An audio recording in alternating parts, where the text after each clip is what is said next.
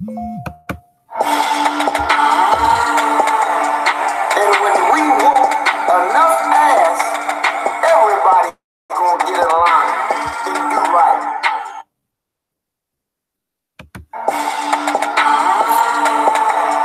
And when we whoop enough ass, everybody gonna get in line and do right. All right, peace and blessings, family. Peace and blessings. Assalamu alaikum, shalom. Thank you for joining us today. And we are coming from our sister's channel. And so, we have been under attack by YouTube and taking down our channel every time that we get a new one up and put one video up, then it goes away. So we had to innovate what we've been doing, and you all have given us good ideas about how we can do that. And we thank you for that, and we thank our sister for stepping up to the plate and opening up her channel to allow us to go ahead and stream from here.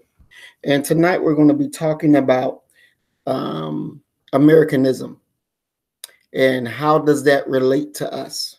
Because for a lot of us, we think that because we were born here, because we carry a title of American, that we are such.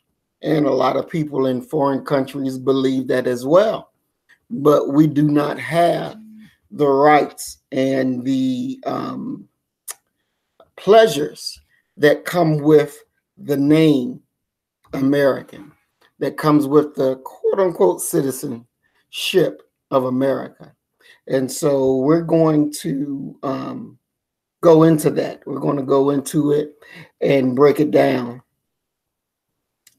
Just give me 1 second getting this thing together. Okay. So we're going to do a few screen shares, and we're also going to show a couple of videos. We're not going to be that long. When we think about and we understand what Black First is, because Black First is our ideology. It is the thing that keeps us moving. It is our unity. It is our base. It is our way we think, the way we act, or who we are. It's our identity. Just as white folks, they get caught up in the patriotic zeal of being an American. And they make it so that if you say something against America, then you're not being patriotic, whether you're an American citizen or not. You're not following the line that has been given. When we look at our progress here in what is called America, everything that we have done for America benefited America. Our presence from day one has benefited America. And how did America repay us? And let's just keep it real. We get on these social networks, no matter whether it's YouTube, Facebook, Instagram. And those of us that have a very strong positive message that will lift our people up out of the state of ignorance that America has placed on our people, then we get targeted. We get targeted not just by lying on us, by saying, they're talking about hate speech, or they're giving hate speech, and they're inciting violence, and they are racist.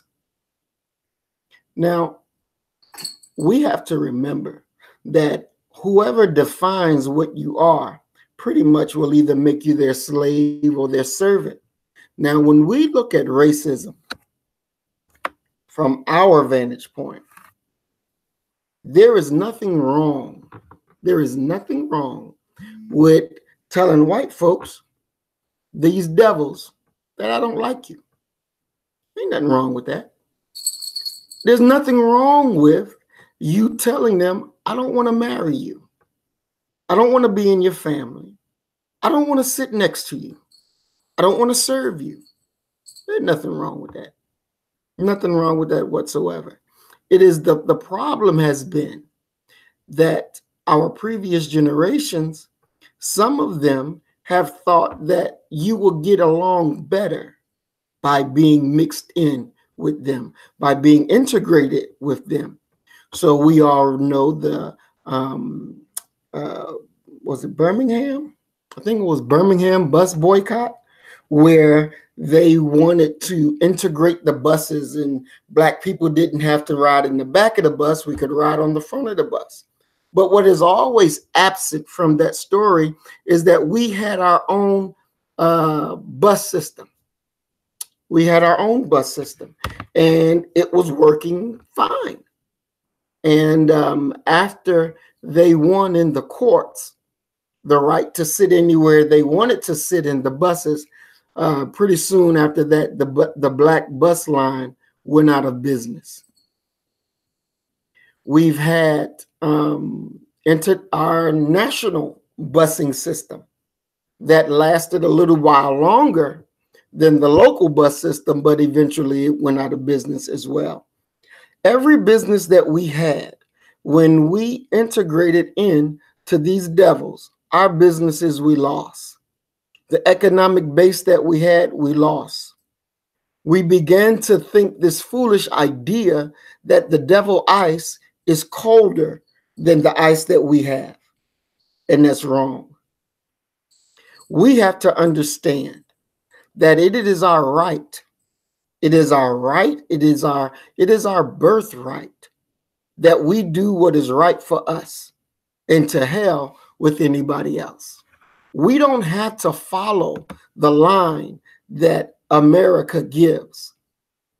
So when we think about Americanism, Americanism is a set of the United States patriotic values aimed at creating a collective American identity, and it can be defined and articulated as the nation's rightful place in the world. It uses a set of traditions, political language, a cultural style imbued with a political meaning. So again, Americanism, it is a system of patriotic values aimed at creating a collective American identity. And it can be defined as articulations of the nation's rightful place in the world, a set of traditions, a political language. So when we think about that, and we have to ask ourselves, well, what does America says that their political or their rightful place in the world? What is their rightful place? Their rightful place that they believe in the world is the leader of the world. They believe that America must set the standards, regardless to whom or what. They give you this lie that America works and that America works for us all, regardless of color, regardless of stature, regardless of occupation. That America works, that this is the home of the free and land of the brave. America. They say that America has a predetermined idea of being the best, of being all that it could ever be. And it is so far, it is exceptional amongst many nations that America and their exceptionalism can outdo any country, any people on earth. I heard one politician say one year that the Palestinians are an invented people, that they're not natural to the land over there, that they didn't come. It is not something that is found throughout the history of time. It's invented. Well, we all know that this idea of American exceptionalism, that this idea of America, it is not rooted in actual facts. America is rooted in lies, deception, thievery, murder, slavery. America, the greatest word to describe America is the word nigger. That is the greatest word to describe America. And because America did not receive anything of its own, because the whites that came here did not establish their way of life on their own. At every junction, at every turn, they used somebody else to be able to help them to maintain themselves. They were so lost and so ignorant that they began to eat their own dead. They began to eat themselves. Now, no way can you be leader of the quote unquote first world and you don't even know how to bury your dead. You don't know how to clean yourself. You don't know how to properly prepare for the winter, summer, spring, fall. You can't do any of this on your own, but you have to use other people who were already here so that you can do the things it is that you can do. So we have to question this so-called American exceptionalism and ask ourselves, is it real or is it fake? You have to ask yourself, are you an American? Do you fit in the profile that America says that this is the home of the free and land of the brave? Are you a part of the American ideology, the belief, the devotion, the loyalty, the allegiance to the United States of America, to its flags, to its traditions, to the culture, to the symbolism, to the institutions or the government? Are you loyal to that? Are those things loyal to you? Is the government of America loyal to you? Are you given those same protections that the white devils are given? Are you given those? Theodore Roosevelt said, Americanism is a question of spirit, conviction, and purpose, not of creed or birthplace. Well, if that is Americanism, is a question of the spirit and conviction and purpose, and it has nothing to do with your creed or your origin. It has nothing to do with your birthplace. Then why are not we considered, treated equal in America? We have fought for every war America has been in. Every war. From War I, we have fought. And we have helped them to maintain America. We were the first to die in the war for Americans' freedom. We were the first ones to die. But yet we still don't enjoy the rights, the privileges of being a so-called American. So let's go ahead and let's look at some of the examples of why there's a difference between us, the people who actually gave America its freedom, because they didn't do it alone. They couldn't do it alone. They needed us. If it wasn't for us, America would not be free. America would still be subject to Europe, to Britain, to the king. America would still be subject. It would not be what it is today if it wasn't for us. We gave America its freedom, and America put us back in chains. We liberated America, and America snatched our liberty from us. So let's look at some examples of what we're seeing. Theoretically, how an open carry advocate would be treated incredibly different if he was white or if he was black. Now, we hypothesized about this. Some open carry activists decided to actually test it, and these two videos you're going to see back to back show the different ways that police actually respond to these open carry advocates. Let's watch. Hi there, sir. Hey, howdy. Can I see your IDs? No, sir. No. Why not? They don't have to. I'm not doing a crime. Okay. Any particular reason why you're carrying the AR, especially around this point? I understand that, but is there a reason why you're doing it? I want to walk around. Oh, of course.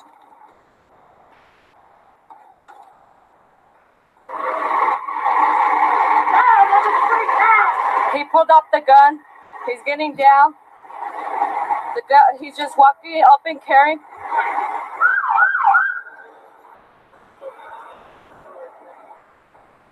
I do not consent to any search and seizure of my property.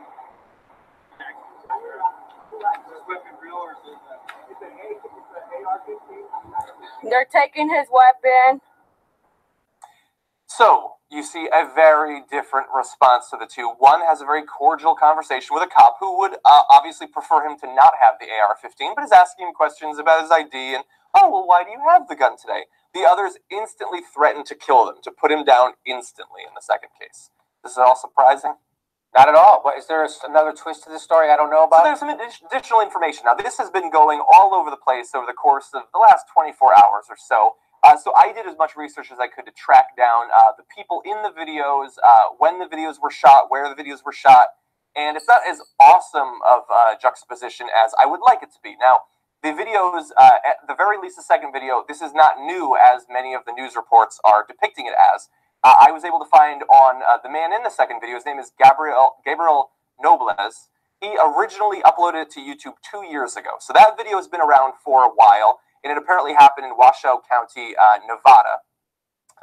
Now, Marked Guardian, who is the gentleman in the first video, the white guy, the white guy, I don't know his actual name, but he's Marked Guardian. He also, like Gabriel, has been putting up these videos where they walk around with their guns for at least a year or two.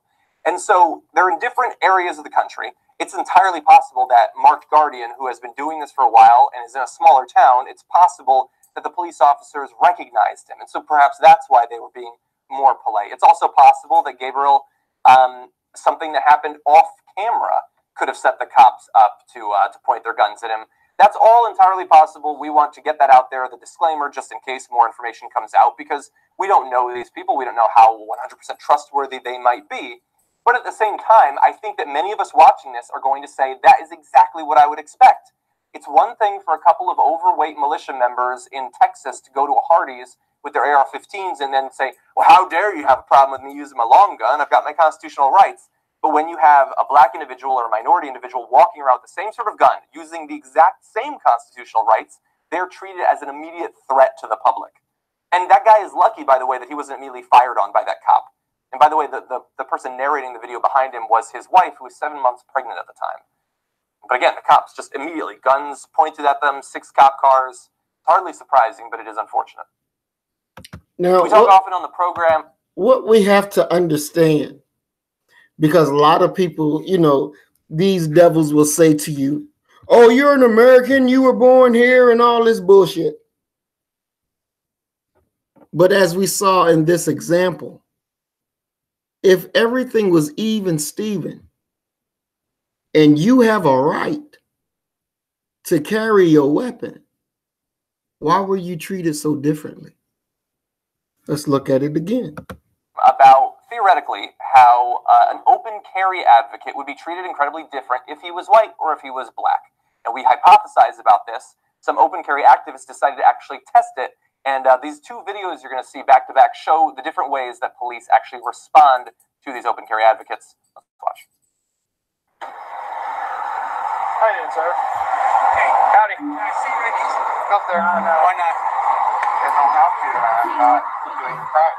Okay. Any particular reason why you're carrying the AR, especially around this point? I'm just exercising my life. I understand that, but is there a reason why you're doing it? I want to walk around. Oh, of course.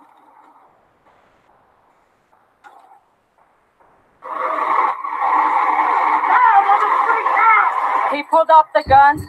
He's getting down. He's just walking up and carrying.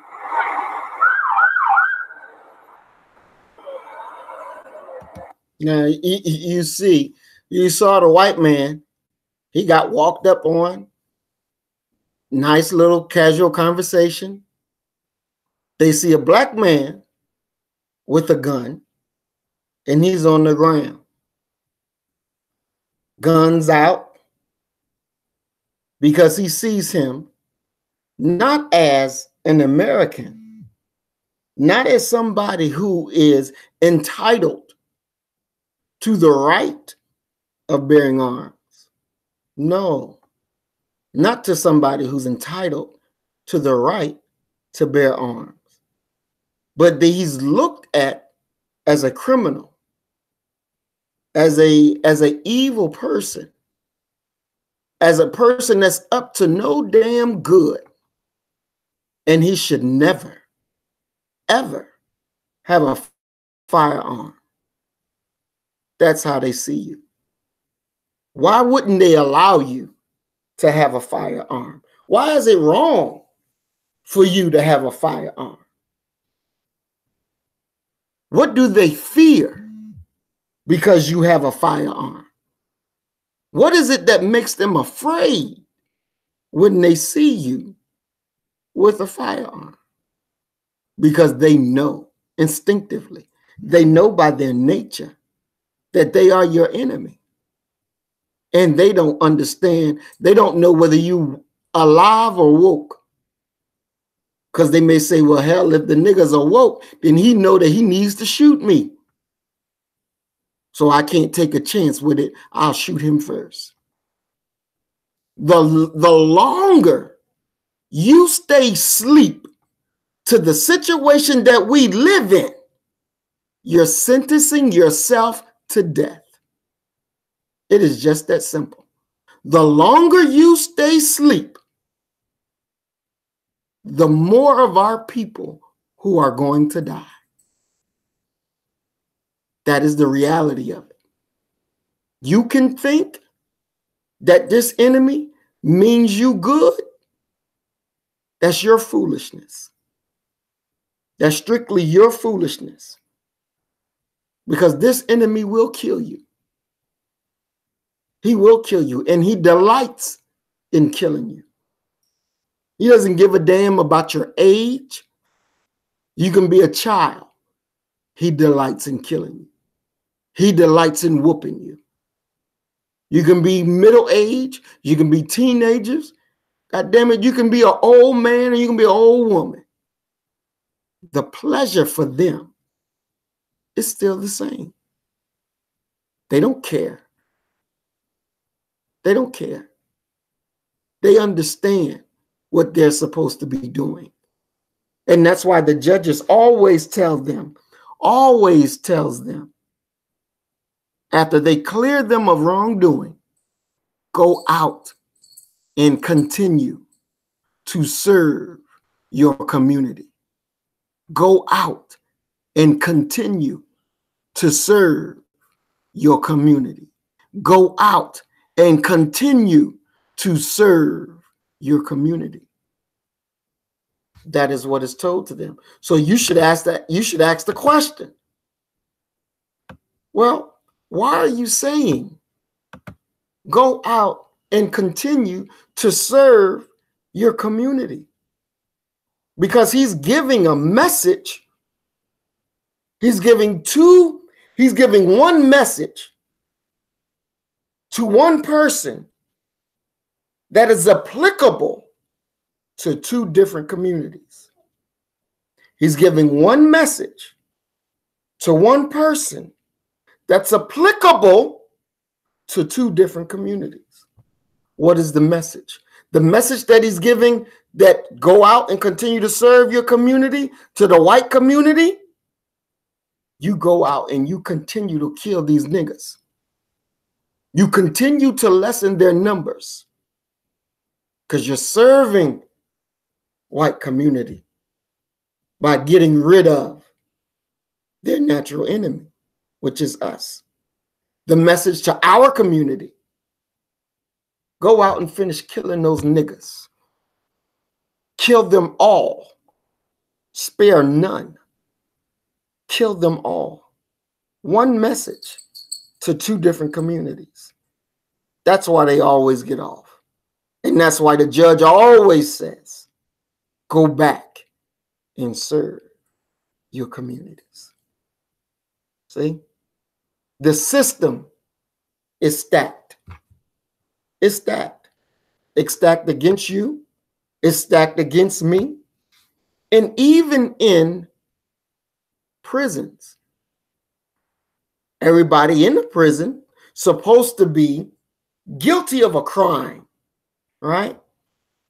So everybody should be even. But no, not when it comes to us. Not when it comes to us.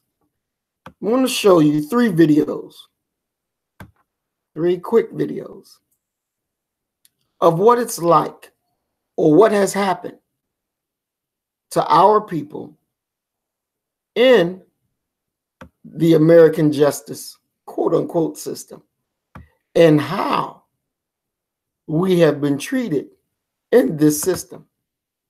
And has it worked for us?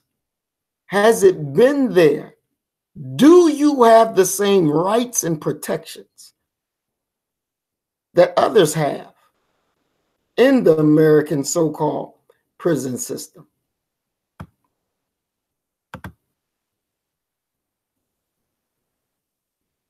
We're going to look at it. We're going to see what's what. Because you got to wake up. You got to wake up. Because your sleepiness and you being unwilling to engage, you put all of us in danger.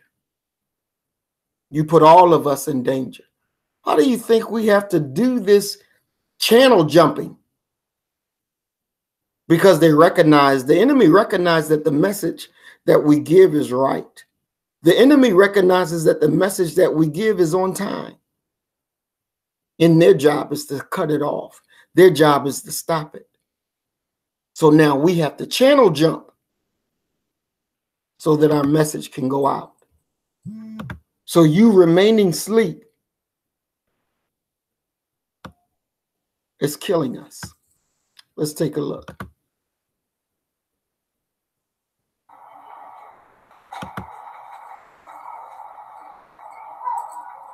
I went out to recreation, handcuffed, ankle shackles and handcuffed to a table that you supposed to feel safe going out there to them tables. And me and 3 other inmates, we go out there to them tables. Remind you, we playing spades. You didn't want that?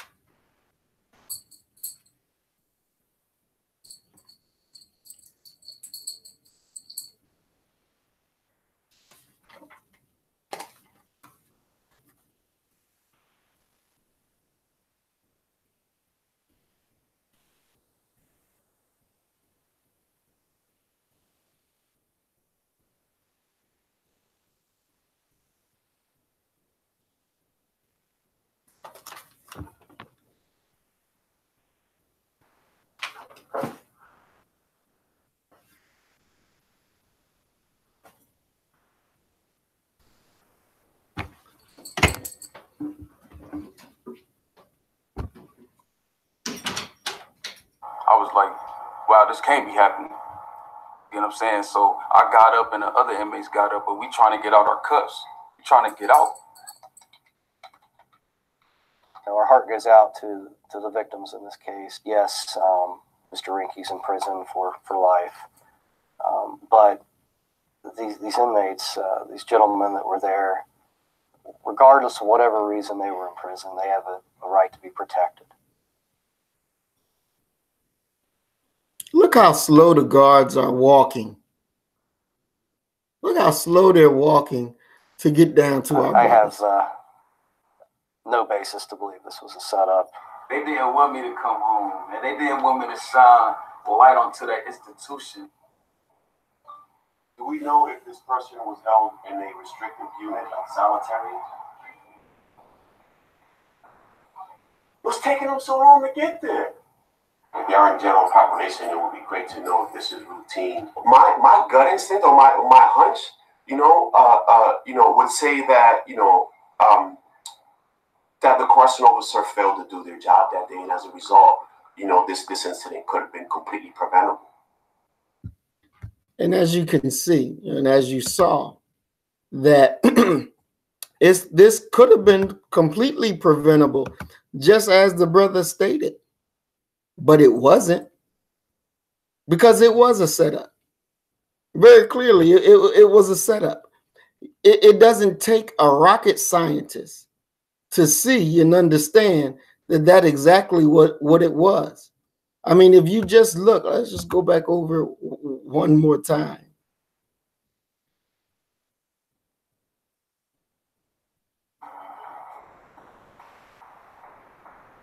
They're chained to the table. To recreation, handcuffed, ankle shackles and handcuffed to a table that you supposed to feel safe going out there to them tables. And me and 3 other inmates, we go out there to them tables. Remind you, we playing spades. So they're at the table. You see the cracker get up with his knife, and they can't even. Why the cracker ain't chained up? But this is not a setup. This is not a setup.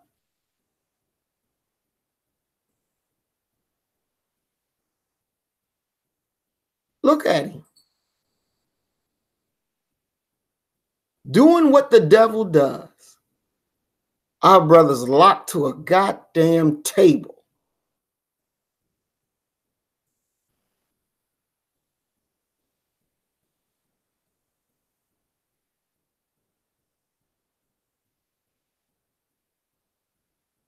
Finally, one of the brothers get on him. I was like, wow, this can't be happening. You know what I'm saying? So I got up and the other inmates got up, but we trying to get out our cuffs, trying to get out. Our heart goes out to the victims in this case. Yes, Mr. Rinke's in prison for life. But these inmates, these gentlemen that were there, regardless of whatever reason they were in prison, they have a right to be protected. Then why wasn't they? Why wasn't they protected? Look how slow the guards are walking down to our injured brothers. Why wasn't they protected? I have no basis to believe this was a setup. They didn't want me to come home, and they didn't want me to shine light onto that institution. He said, we have no basis to believe that this was a setup. How can you not? 4 black men chained to the table. One cracker sitting at another table with a knife unchained. Our brothers are defenseless. And you look at the smile on the cracker face. Oh, we don't believe this was a setup. Nigga, please. We can see that it's a setup. We can see that. And then they asked him, will he get charged for this? And he says, no. The white guy will not get charged. He's already serving life. So he's not going to get charged. Was held in a restricted unit on solitary. What's taking them so long to get there? If you're in general population, it would be great to know if this is routine. My gut instinct or my hunch, would say that that the correctional officer failed to do their job that day, and as a result, this incident could have been completely preventable. Hell yeah, it could have been preventable. It could have been preventable, but because it was a setup, and I'm looking for the other clip, because in the other clip, the interviewer asked him very clearly. He asked him very clearly, "Do you will he be charged? Will he be charged with another crime?"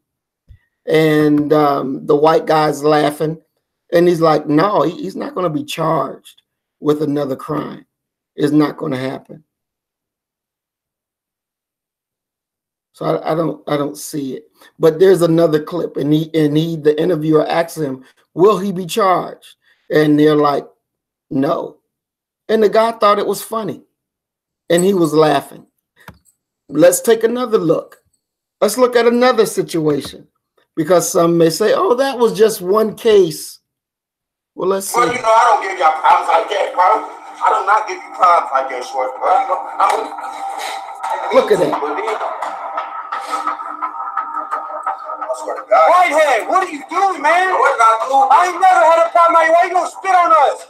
Sergeants come around, you know how this is. Just take it. I just had to take a shit, bro. I swear to God. Just take the fucking strings down. I just need to take a shit. That's all she was gonna do. All I need, bro, I don't give y'all problems like that, bro. I do not give you problems like that, short, bro.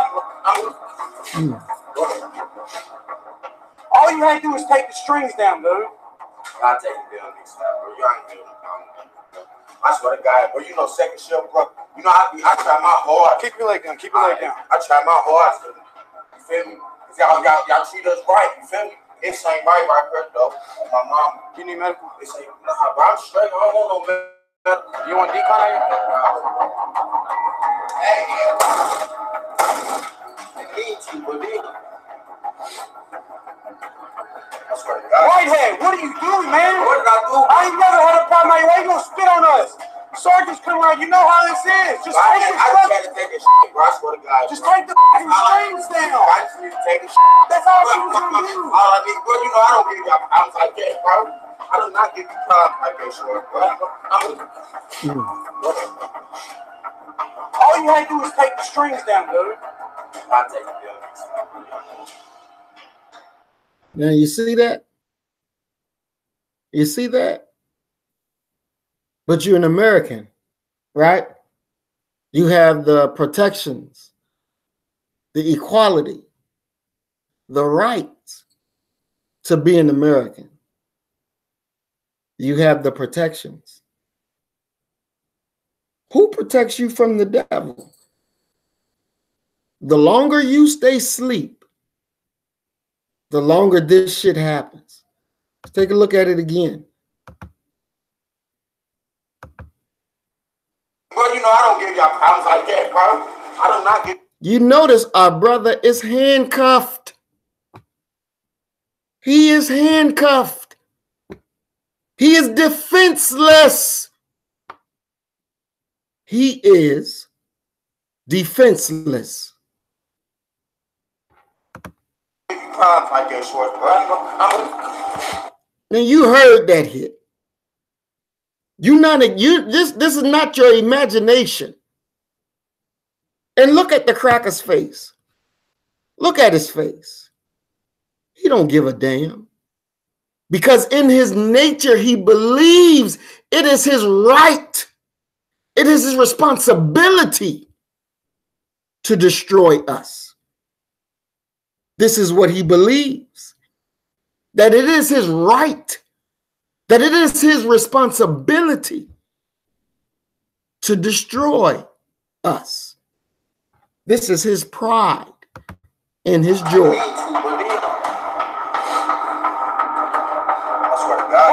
what are you doing, man? What did I do? I ain't never had a problem. Why you gonna spit on us? Sergeants come around, you know how this is. Just take it. I just had to take a shit, bro. I swear to God.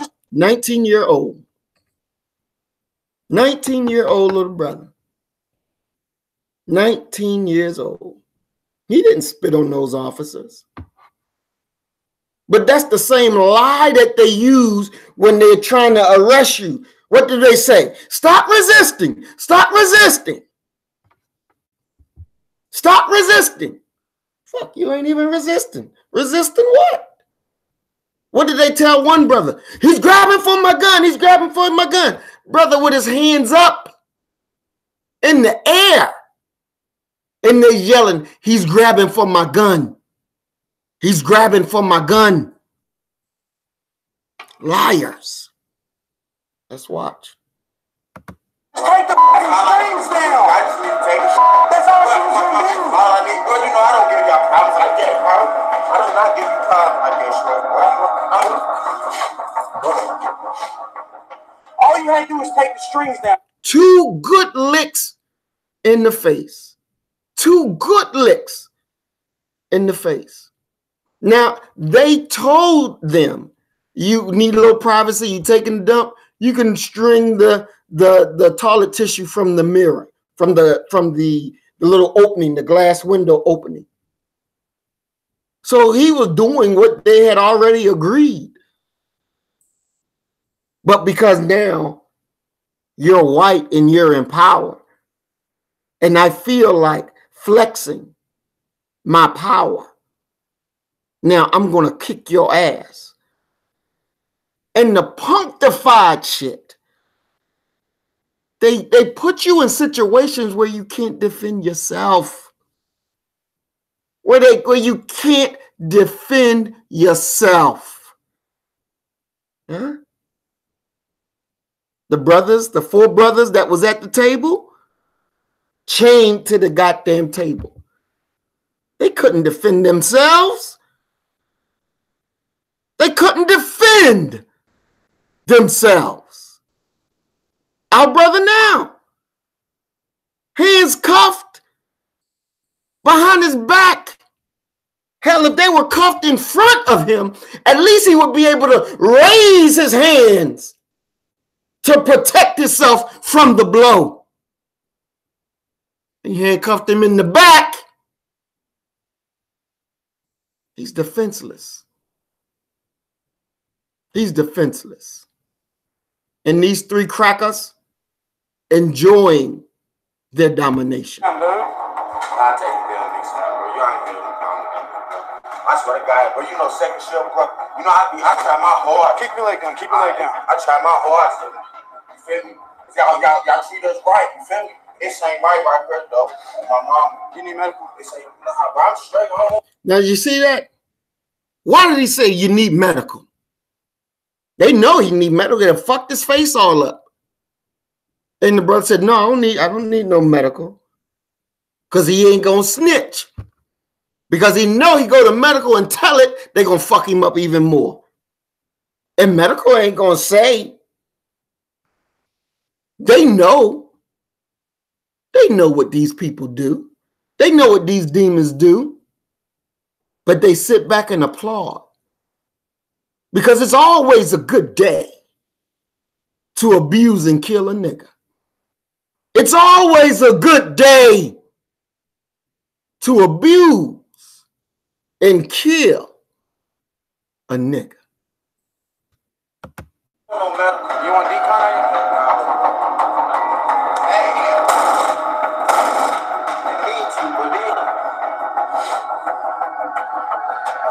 Whitehead, what are you doing, man? What did I do? I ain't never had a problem. Why you gonna spit on us?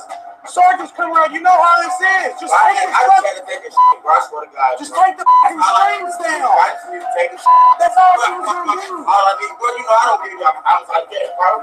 I do not give you problems like that, short. All you had to do is take the strings down, dude. I take the guns. The only punishment the cracker got for assaulting, for felony assault, he got fired.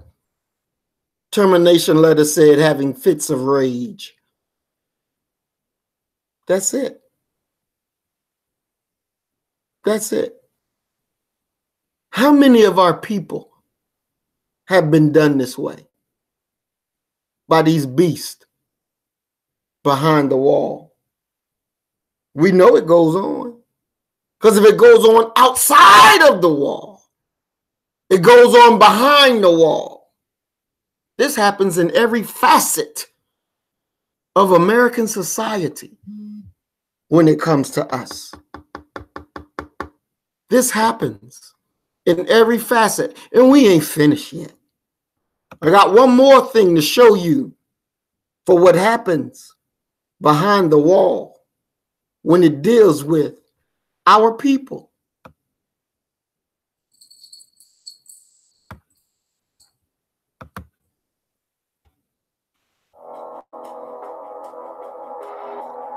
Now, this brother in Florida, the police boiled him to death. You didn't hear me. They boiled him to death. They boiled him to death.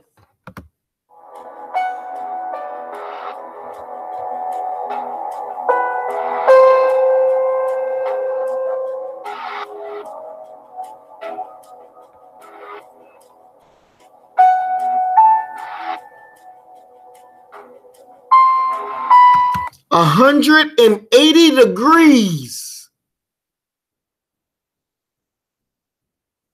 180 degrees. And he too was handcuffed while they boiled him to death.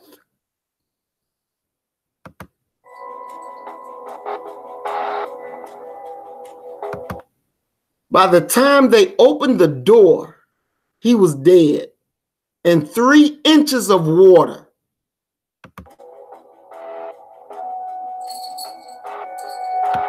Witnesses said his skin was slipping off of his body. Just like you take some chicken or whatever meat and you throw it in the pot to boil. His skin is coming off his body.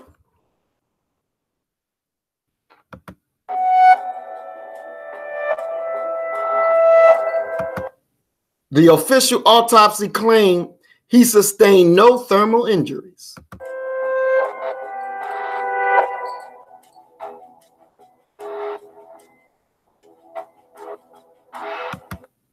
At least 6 inmates from the same ward say the shower was used as punishment. These bastards boiled our brother to death.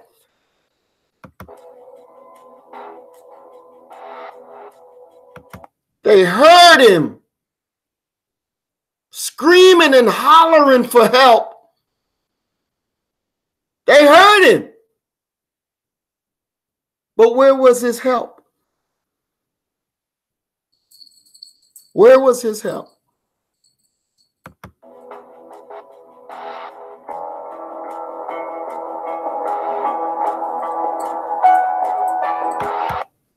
Two days after, they said they gauged the water temperature at 160 degrees.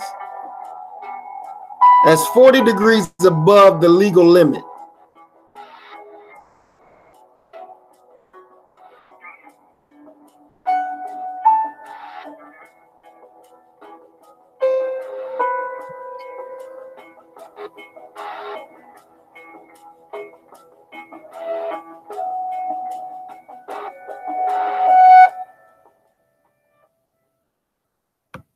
They boiled our brother to death.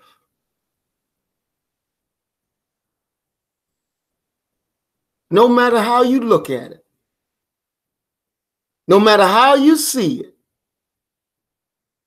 there's no freedom, justice, or equality in there.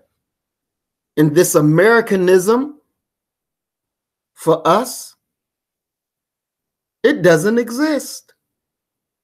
And the longer you stay asleep to it, the longer you are in danger. These people don't give a damn about killing us. Let's look at another video of when they tried. Let's see what happened when they went it and pursued it legally to hold people accountable. Let's see what happened then. How they explain it away. Inmate death report. The state attorney's office will not file any criminal charges in the case of a mentally ill man placed in a prison shower. Darren Rainey died 5 years ago. The state attorney's office had decided whether corrections officers committed any crimes in connection to his death. CBS 4's Auralia Ortega joins us live from outside that office in Miami. Auralia. Rick and Vanessa, the state attorney's office has released a 101-page report and also 2 hours worth of surveillance video, and it concluded no criminal wrongdoing on the part of these corrections officers. It takes them 5 years. 5 years to determine no criminal charges. Nothing was done illegally. 5 years. Even though inmates claimed that Rainey was scalded in a shower for nearly 2 hours, the medical examiner's office said it found no burns on his body. Never before seen video shows the chaotic scene at the Dade Correctional Institute near Homestead on June 23, 2012, as a mentally ill inmate is carried out in a stretcher at 9:32 p.m. 49-year-old Darren Rainey was allegedly scalded in a locked shower stall as punishment for soiling himself and refusing to clean himself up. Nearly 5 years after his death, the state attorney's office announced it is not filing criminal charges into Rainey's death.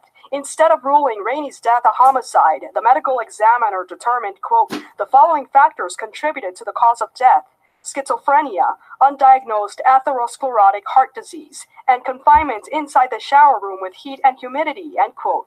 The ME's office ruled the death as accidental. The attorney representing Rainey's family disagrees with the conclusion. It's possible that Mr. Rainey fell out in the shower, had a seizure in the shower, or a number of things when you combine the heat of the shower and the medication he was on.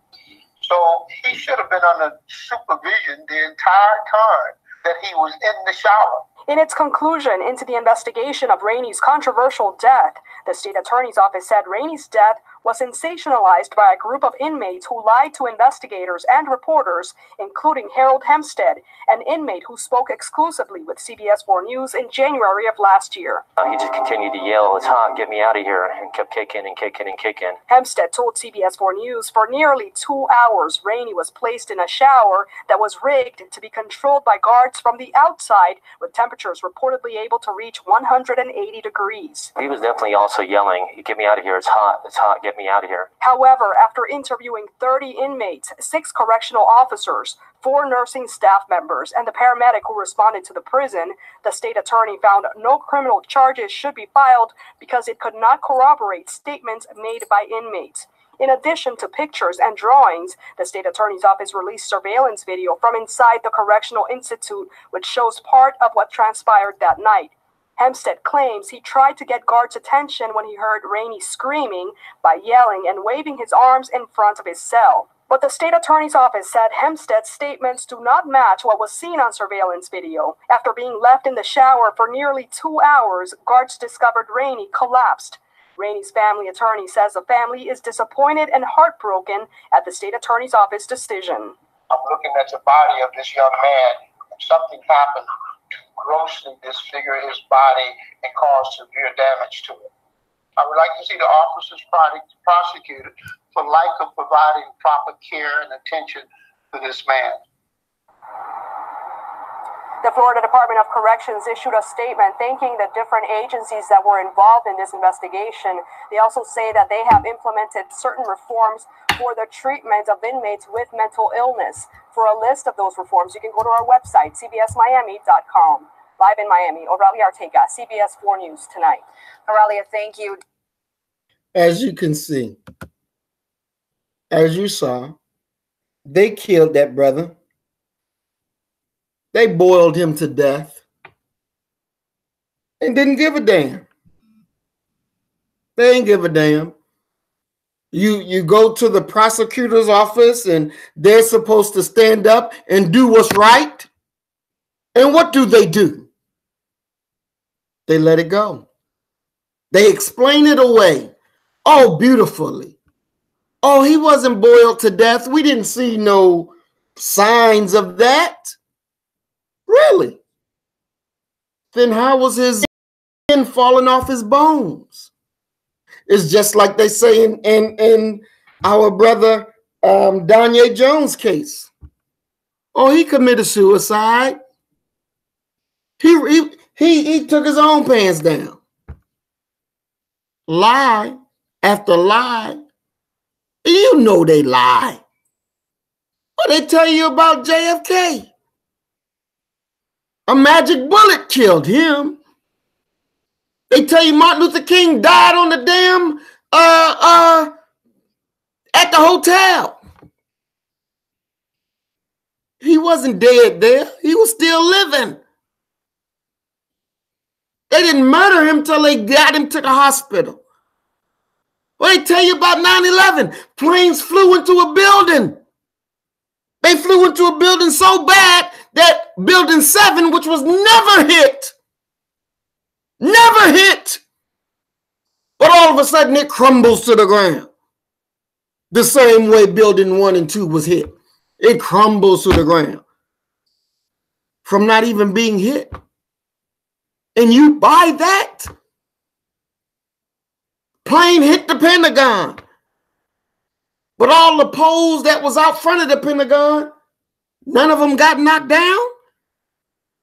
And it's only going to put this little hole? Plane go down in the field in Pennsylvania? And no pain, no plane parts nowhere? Plane supposed to hit World Trade Center 1 and 2? And no parts? Nowhere?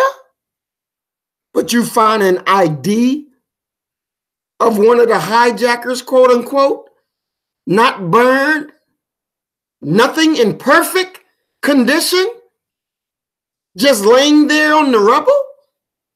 Seriously? And you believe this lie. You follow this lie. You accept these lies.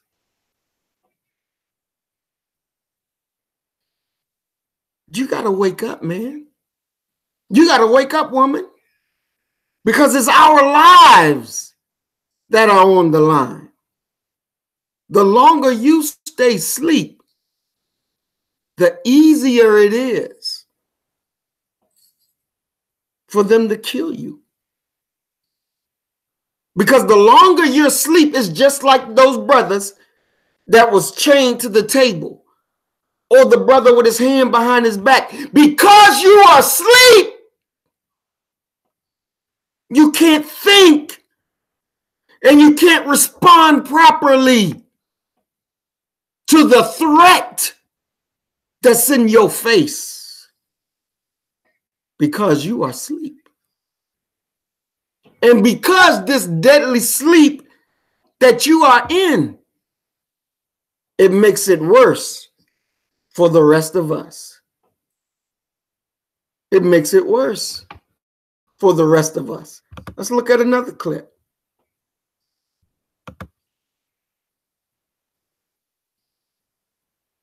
Now this, let's look at this.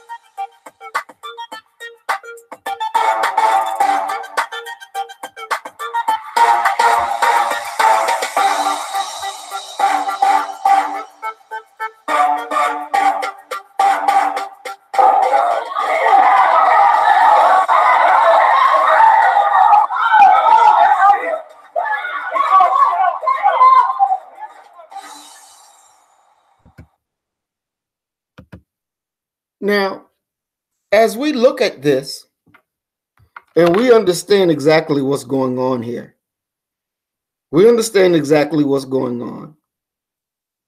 And you see our two sisters.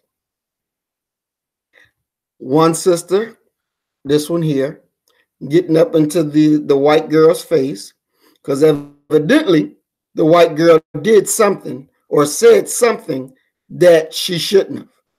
She got out of pocket and was about to be dealt with. Now, there's black people in this restaurant. There's black people there. There's black people standing around because you hear what? World Star! While two sisters are being abused. See, this call for World Star and all this foolishness, it doesn't do anything for you.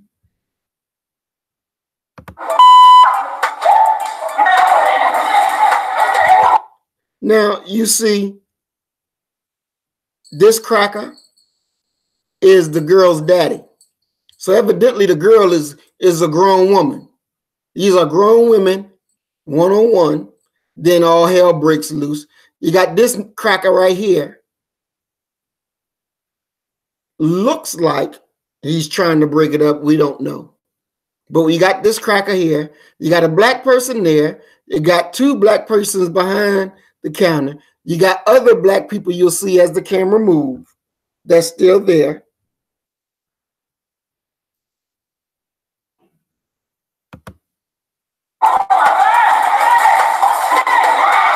Now, see this black woman. See, that's what the black woman is ready to fight. She is ready to fight. What the hell is us men?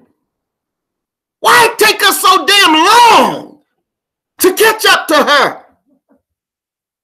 Look at the sister firing away.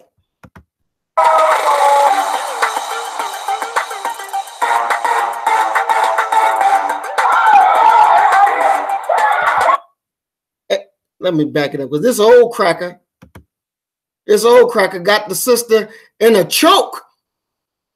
Got her in a chokehold. Shit, look here. When these crackers get you in a chokehold and you can't pull their arms off, go for their eyes. Go for their eyes. Try to pull their fucking eyes out of their sockets. Pull their eyes out of their sockets. They'll let you go. They will let you go. When you're in combat, you got to also be able to think. Pull their fucking eyes out of their sockets.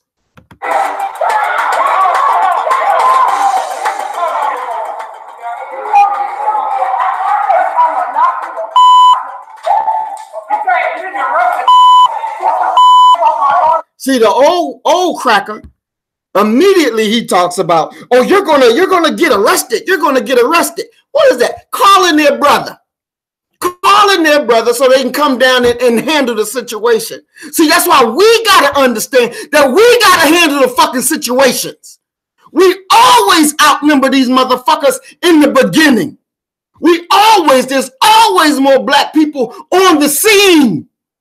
But as long as you stay asleep, you won't respond properly. These damn bastards, they understand one thing, that they are white and they stick together, regardless to whom or what. They will stick together. They will stick together. We got to wake up and understand that.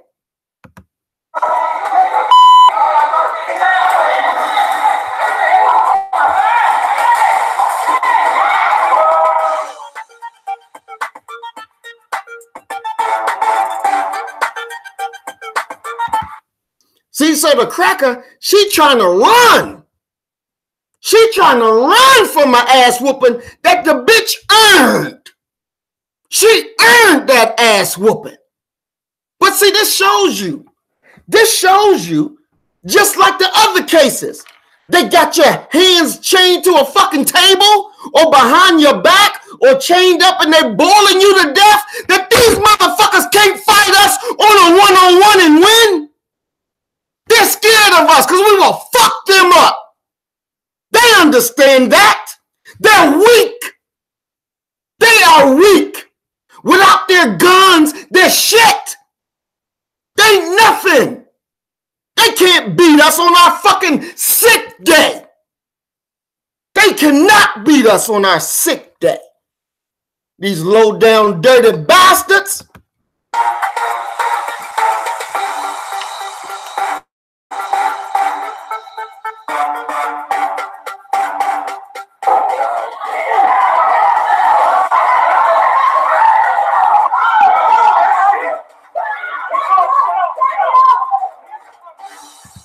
See, again, our sisters gonna fight. Our sisters gonna fight. Goddamn, brothers, we gotta step it up.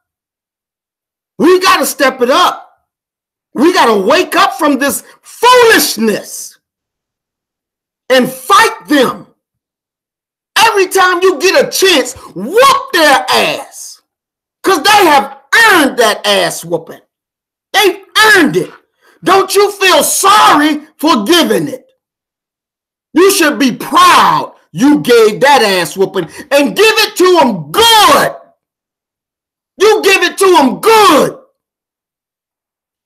You think about the 4 little girls, the 4 little black girls that were killed by a bomb in Birmingham. Killed by a bomb. Who speaks for them? Who stands for them? What about the black people that were killed this year, that was hung off of bridges and trees? And this damnable bastard says suicide? No goddamn suicide. They're killing us. And we gotta answer this. We gotta answer it. They're not gonna answer it. It's on us. We gotta stop being so goddamn timid. We gotta stop it. The hell you gonna be timid for? There's a weak ass people. They're not even people. You can destroy these demons. What did they teach you? What did they teach you about themselves? You got in this situation through violence. You didn't become a nigger because they asked you nicely. Huh? They didn't ask you nicely. Let me please oppress you. Let me take your rights from you. No. They didn't ask you nicely. They just did it through violence. Did it so much so thoroughly, where we outnumbered them. But because of fear, we succumb to them. You have no right to fear them. You have no right to fear them. If they were really big and bad, why did they have the brothers chained up to a goddamn table? Now that cracker that was hitting the brother in the face, he was a big cracker. Why do you have our brother's handcuffed behind his back? Why don't you give him a fair one? Give him an opportunity to defend himself. Give us the opportunity to defend ourselves and we will fuck you up. That righteous anger is in you. That fire is in you. Let it out. Let it out.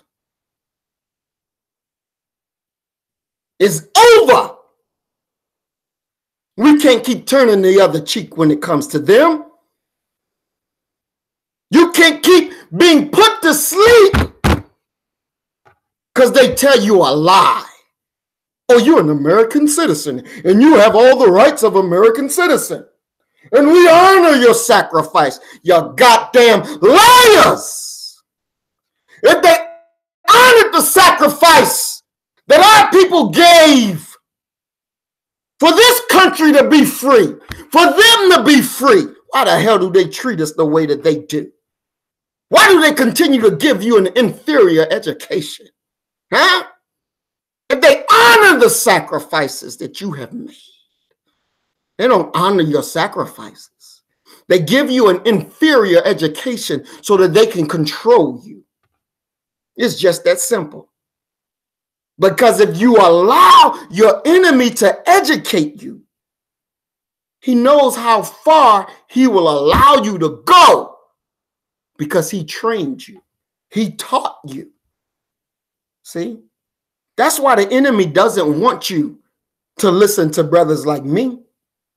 They don't want you to listen to this because your eyes will start opening. Yeah, right. These motherfuckers are punk asses.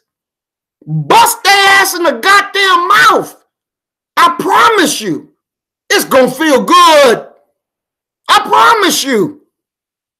You're gonna love it because they've earned it.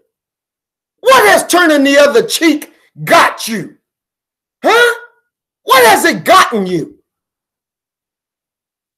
Are you any better? They was hanging you in the 1800s, in the 1600s. They've been hanging you since 1555. And it's 2019 and they still fucking hanging you. What has turning the other cheek gotten you? What has looking at them like they're us gotten you? You remember the brother that was the healthcare worker in the street, sitting, hands up. The cracker shot him anyway. For what?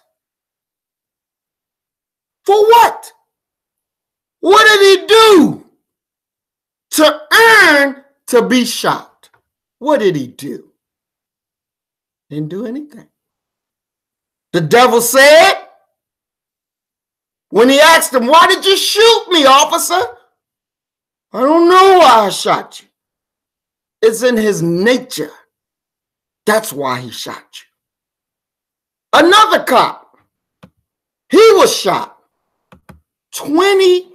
A black man, a black cop, shot 28 times by white police. Did the white people go to jail? Did they hold them accountable for what they had done? You got white cops saying that black people shot them and they shot them damn selves. And they shot themselves, but blame it on a black man. Blame it on a black man. Shot 28 times. Howard Morgan, 28 times. And who did they send to jail? They sent the brother to jail. Can you believe that? They sent him to jail. I think maybe 40 years or something like that. When they had 2 trials. First trial, he got off. He won. Second trial, he loses. The fuck?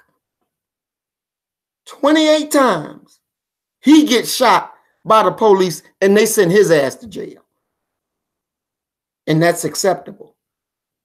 That's something that should be acceptable. See, when they can do shit like that to us, and we sit around and like, oh, okay, it must be okay. Or you know the thought is, well, the nigga must have did something. The nigga must have did something. Police ain't just gonna shoot nobody just for nothing. That's a goddamn lie. They do shoot us for nothing. You are innocent people. We are innocent people. And the way we have been treated, you don't deserve that. Ask yourself, whether you at work, whether you at school, whether you on your block, and these crackers mistreat you. What did you do to deserve what they have done to you? What did you do? You just out here trying to be the best that you can be. But they don't like that. So they say, oh, this nigga, I got to shoot this nigga. I got to kill this nigga. What did you do to deserve how these no good bastards treat you? You didn't do nothing. You didn't do nothing to them. They done everything to you. My team and I always had trouble managing I'm going to show you this video. our tasks until one of my colleagues found Monday.com. You can see the task owner, what the deadline is, change the status, and it's all in one place. Inside each task, you can make comments, touch files, tag people. It's brilliant. It's completely transformed the way that we work, honestly. I don't know for sure. Another very strange story involving law enforcement. A cop was shot 28 times by 4 police officers and then was charged with 80 years in prison. We're talking here about a policeman, Officer Morgan, who was a detective for the Burlington Northern Santa Fe Railroad when he was pulled over for driving the wrong way on a one-way street in 2005, according to the Chicago Sun-Times. And according to police, Morgan opened fire with a service weapon when officers tried to arrest him, which caused them to shoot 28 times. This was 4 white officers and then 1 black Burlington Northern Santa Fe Railroad policeman with his weapon on him. And people, including Morgan's own wife, saying, why would he have gone crazy like this? Why would he have just started shooting at these officers? And what's incredible, and the reason we're talking about the story now, even though it's been several years since it happened, is that after a jury cleared him of opening fire on the officers, however, they were deadlocked on a charge of attempted murder, another jury found him guilty in January, okay? Now, that second jury was not allowed to hear that Morgan had been acquitted of the other charges. That's the incredible thing, Lewis. They were not allowed to be told that. The jury, which was not allowed to hear that, heard evidence about Howard Morgan's van being crushed and destroyed, or rather did not hear evidence about Howard Morgan's van being crushed and destroyed without notice before any forensic investigation could take place. With the case of a shooting involving 28 shots and a railroad police officer, don't you think you would want to do a forensic investigation on that vehicle before crushing it and destroying it? Very, very strange. And I'm sure some people did want to do that. And that's why it was promptly disposed of. Howard Morgan was never tested for gun residue to confirm he even fired the weapon on the morning in question. Isn't that just a basic investigation thing that you would do? Yeah. And the state never produced the actual bulletproof vest that was worn by one of the officers who claimed to have taken a shot directly into the vest on the morning in question from Mr. Morgan. The state only produced a replica. They said, this is a vest like the one that I was wearing when I got shot. Very, very concerning stuff, Lewis.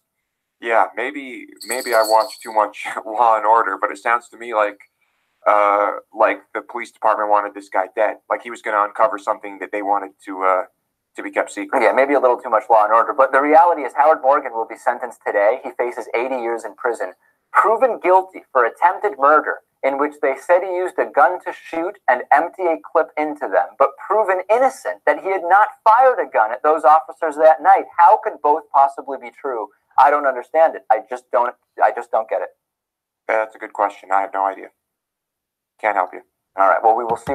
Let's go back over that to make sure we all heard what we know we heard. the reality.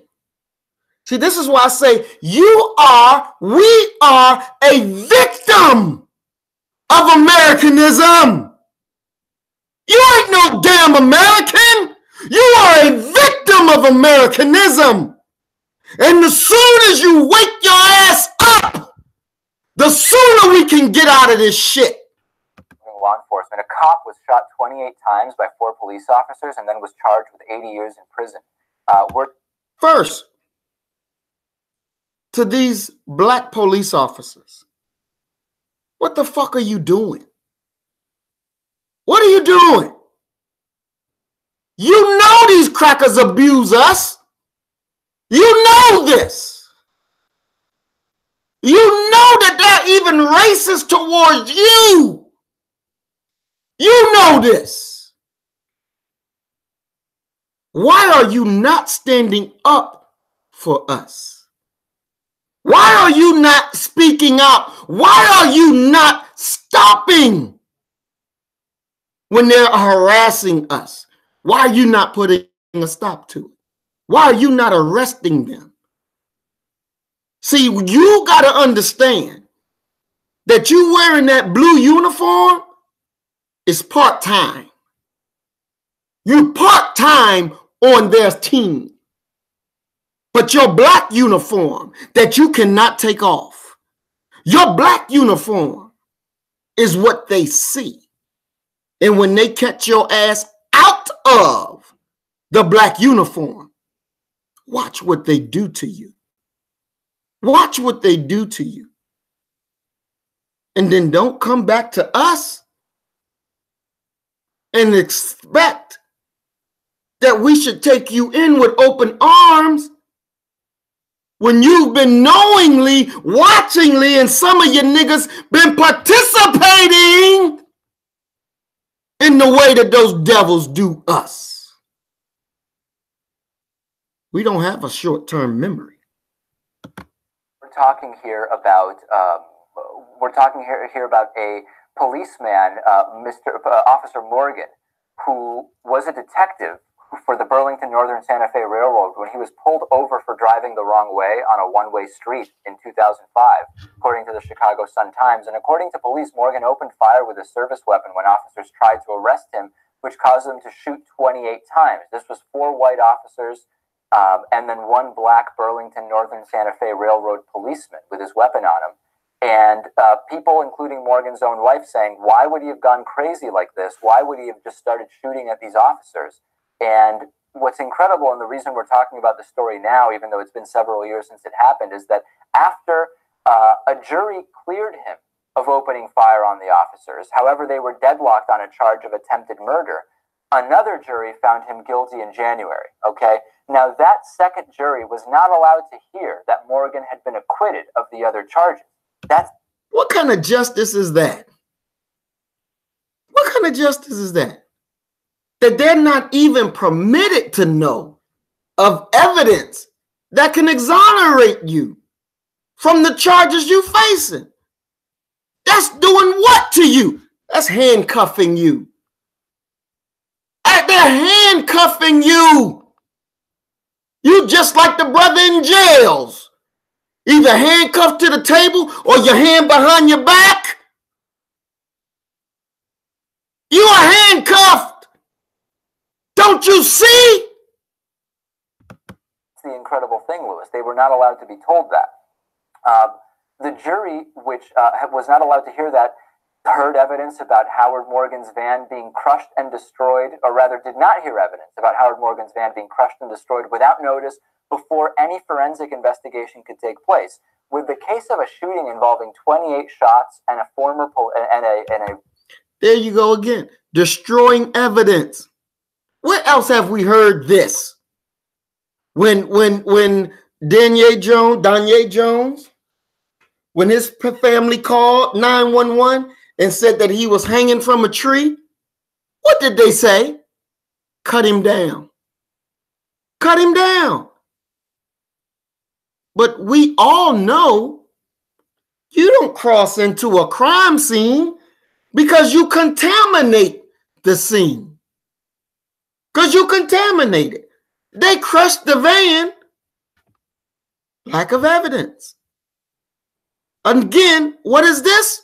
This is another way of doing what? Putting handcuffs on you. Railroad police officer, don't you think you would want to do a forensic investigation on that vehicle before crushing it and destroying it? Very strange. And I'm sure some people did want to do that. That's why it was promptly disposed of. Howard Morgan was never tested for gun residue to confirm he even fired the weapon on the morning in question. Isn't that just a basic investigation thing that you would do? Yeah.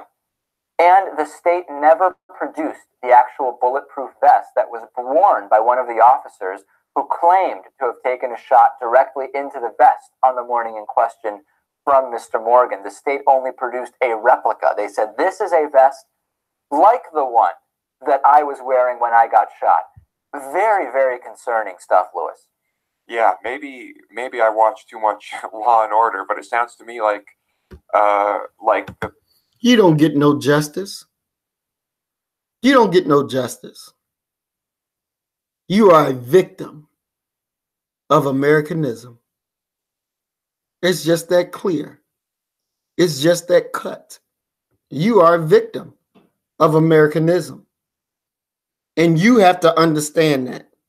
You have to wake up from this trick that they're putting on you, this lie that says you are an American and we need you to be a patriotic American. We need you to go die for your country. But the question is, when has the country died for you? When has America died for you? When has America did something that was totally in your best interest? Or hell, not even totally. When has America did something and it was partially in your best interest? See? They're tricking you. And they don't give a damn that they're tricking you. They want you to be tricked so they can continue to rule you. Because that's what they see. Oh, we can continue ruling these niggas. We'll stay in power forever. We'll always be in power. We'll always be the ones that's dictating. So we'll never have to be dictated to. Now, you all know, if any of you have been supervisors over the enemy, over these white devils, how did they treat you? Did they treat you good? Did they honor you? Or did they say, this nigga think they either gonna tell me this or gonna tell me that? Huh? What do they do to you? What do they do to our children? How does this affect our children? Now, you can tell the lie if you want to, that, oh, this doesn't affect our children. Our children is safe. Our children is squared away. You can tell that lie, but that's not real. You know it's not real, and I know it's not real. Our children are affected. And if you think that our children don't understand what the hell is going on, then you need to wake up. You need to wake up for real. Because this is real life. And our babies are right there watching. They ain't gone nowhere. They ain't hiding. They're right there with you, watching what is happening to us. And while they're watching what's happening to us, what is the thought that goes in the mind of the child? Fear. Because these people, these demons, can kill me. Fear, because my mommy and daddy cannot protect me. Fear, because they know they can't protect themselves. So what must they do? Succumb to the enemy. You chained up again. You chained up again. That's why they kill us and leave us out there for everybody to see for hours. Because the message that they're sending is, nigga, I'll kill you and you ain't going to do a damn thing about it. Ain't nobody going to hold me accountable. Because all I did was kill a worthless nigga. Just like that white dude, that demon that shot that little brother. He was going out to bring in the trash cans from the curb in the house. And the cracker killed him. And the police showed up. And the cracker said, what? I ain't do nothing wrong. I just killed the nigga. I just killed the nigga. Don't you see? Your life, our lives are on the line. And there's no justice system in America that's going to hold them accountable for what they do to us. That's why I say you're not an American. You're a victim of Americanism. You can never be an American. You can never be that. You're not an invented people. You're not a fake people. You can't hide your identity. You are who you are. You are the children of the Most High. You are the original man and woman that walks this planet. You can't hide that. They see it every time they look at you. So then their mind is they have to kill us. Look at what they do. And our children, it's right there. And they don't give a damn. They delight in harming our children. It gives them pleasure. It gives them pleasure.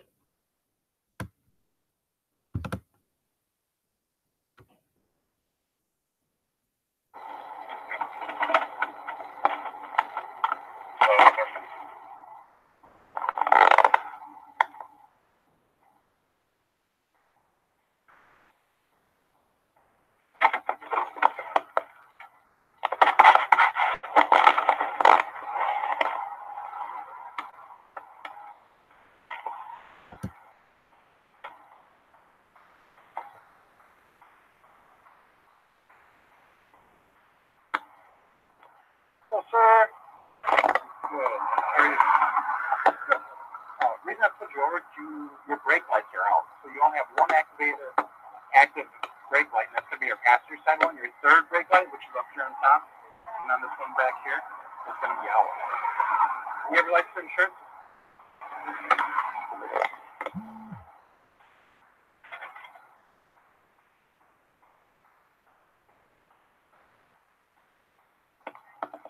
I have to tell you, I do have a firearm on me. Don't reach for it, son.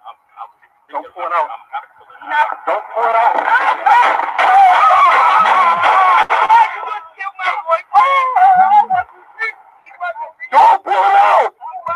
How many shots did you count? Let's back it up. How many shots did you hear?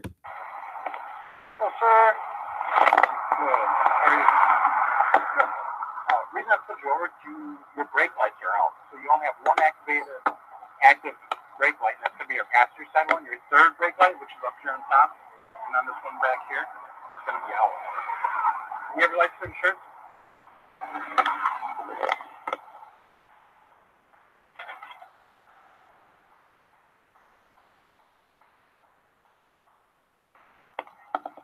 I have to tell you, I do have a firearm on me. Don't reach for it, son. Don't pull it out. Don't pull it out.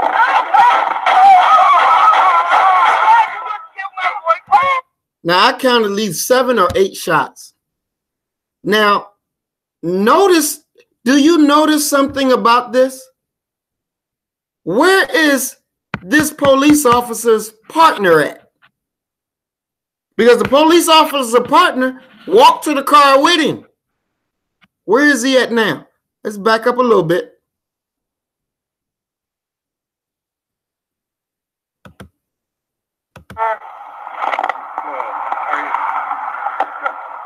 Reason I put you over to your brake lights are out, so you only have one active brake light, and that's going to be your passenger side one. Your third brake light, which is up here on top. Now you see his partner right there walking over to the car. And on this one back here, it's going to be out.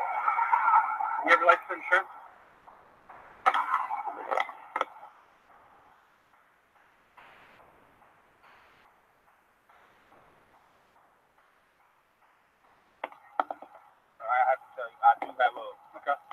Okay. Don't reach for it, then. Don't pull it out. Don't pull it out. He starts shooting, and what he do? He start running. Now he's standing there the whole time prior to the shooting. He's not seeing anything. He's hearing what's going on, but he don't hear nothing that says, okay, start shooting people. He don't hear nothing to say, let it loose. Nothing. He cool, chill. His partner pull it out, bang, bang, bang, bang, bang, bang, bang. And he's like, oh, shit. He bouncing away from the whole scene. Don't pull it out. Don't.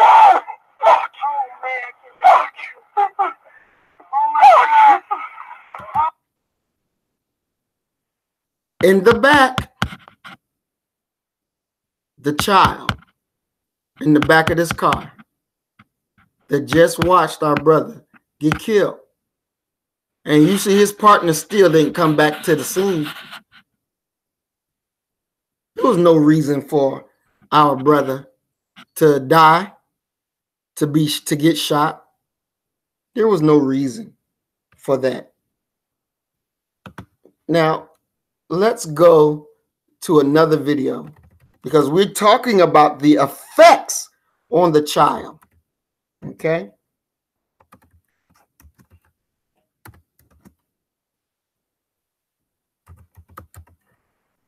Because I'm telling you,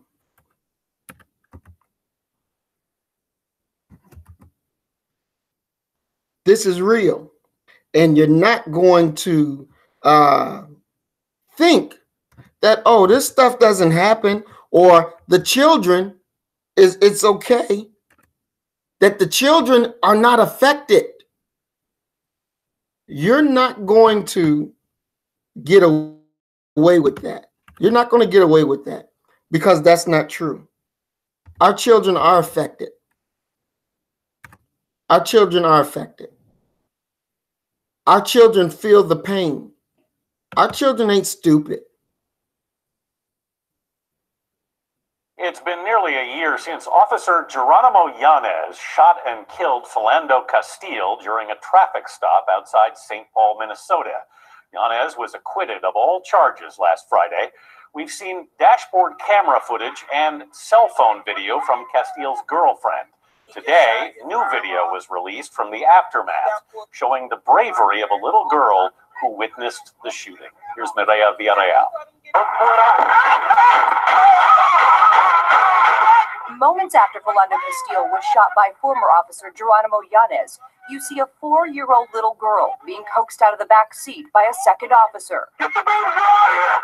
The girl's mother and Castile's girlfriend Darren Reynolds was sitting in the front seat streaming the aftermath on Facebook Live.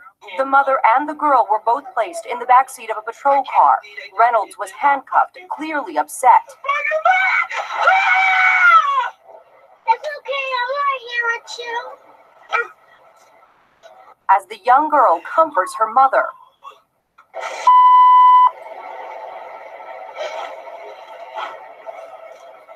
Mom, please help me because of the screen because I don't want you to get shooted. Okay, give me a kiss. I can keep you safe. It's okay, I got it, okay? I can't believe they just did that.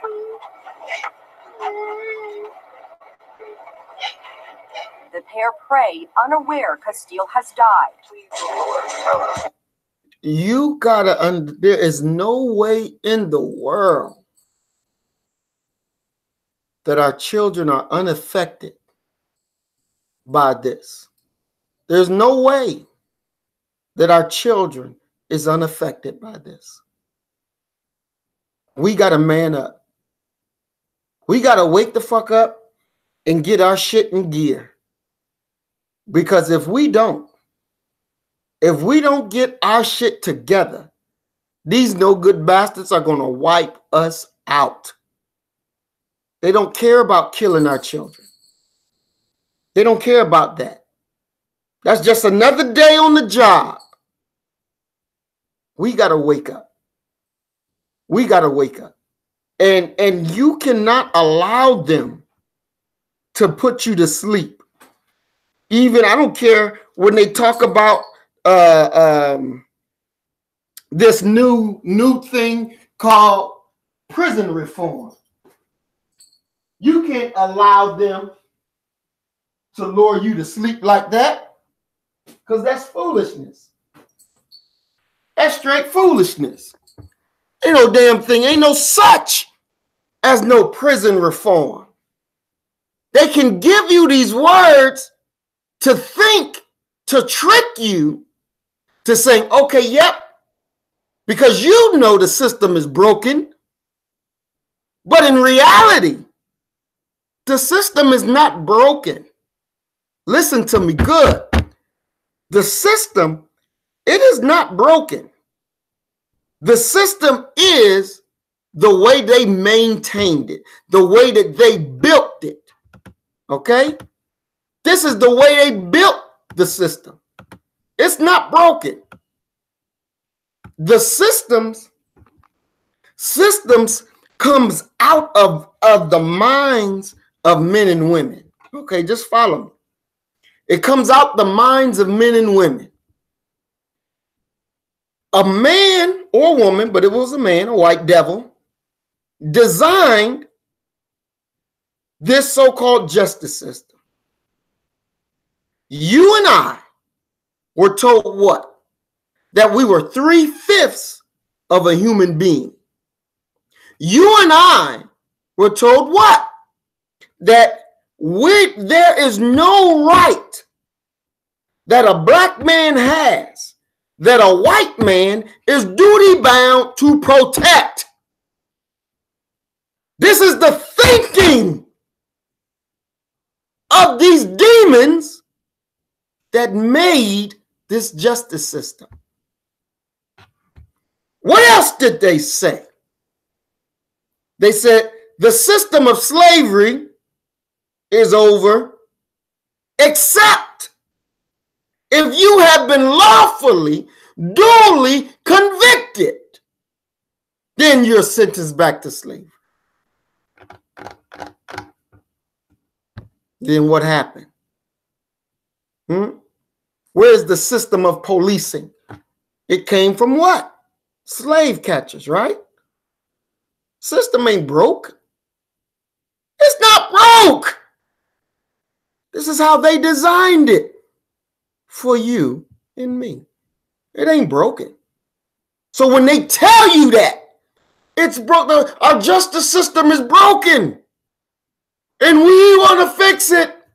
We need justice reform, prison reform.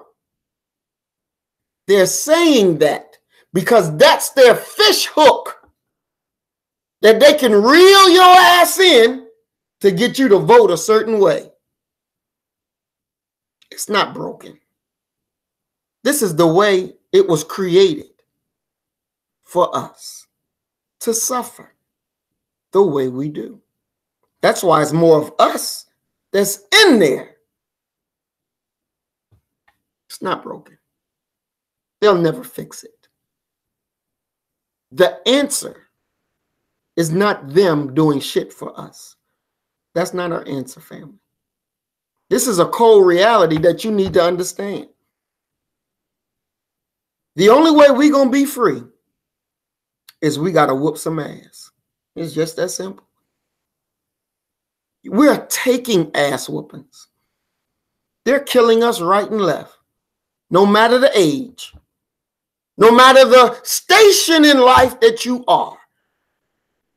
You'll never rise above the condition of our people. You remember Oprah Winfrey? Supposed to be the richest black woman on the planet or the richest woman on the planet.